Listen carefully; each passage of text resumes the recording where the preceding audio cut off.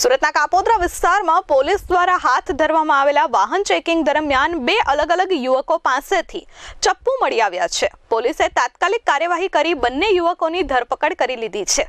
અત્રે ઉલ્લેખનીય છે કે આ બંને અસામાજિક તત્વો પાસેથી ચપ્પુ મળ્યું હોવા છતાં પણ બંને પોલીસ સાથે દાદાગીરી કરી હતી અને અપશબ્દો બોલી પોલીસને જ કાયદો શીખવાડવા લાગ્યા હતા.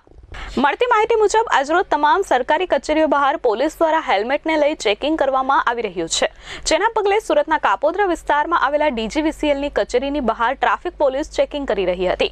આ દરમિયાન બે યુવકોને અટકાવવામાં આવતા દાદાગીરી કરવા લાગ્યા હતા, જેથી પોલીસ દ્વારા તેમને પકડી તપાસ હાથ ધરવામાં આવતા બંને પાસેથી રેનબો ટાઈપના ચપ્પુ મળી આવ્યા હતા. ચપ્પુ કબજે કરી પોલીસે બંને અસામાજિક તત્વોને પકડી લીધા હતા. પોલીસ જ્યારે બંને યુવકો પાસેથી ચપ્પુ કાઢ્યા ત્યારે તેઓએ પોલીસ સાથે રોફ જમાવવાની કોશિશ કરી હતી. જાણે કે તેમને પોલીસનો કોઈ ખોફ જ ન હોય તેવા દ્રશ્યો સામે આવતા પોલીસ પણ ચોંકી ઉઠી હતી. પોલીસ સાથે દાદાગીરી કરવામાં આવી હતી. આ સાથે જ અપશબ્દો બોલીને કાયદો શીખવાડવા લાગ્યા હતા. આ દરમિયાન મોટી સંખ્યામાં લોકો એકઠા થઈ ગયા હતા અને કાપોદ્રા પોલીસને જાણ કરવામાં આવી હતી, જેથી કાપોદ્રા પોલીસની ટીમ ઘટના સ્થળે દોડી ગઈ હતી. હાલમાં કાપોદ્રા પોલીસે બંને યુવકોની ધરપકડ કરી છે અને તેમની પાસેથી મળી આવેલા હથિયારો કબજે કર્યા છે.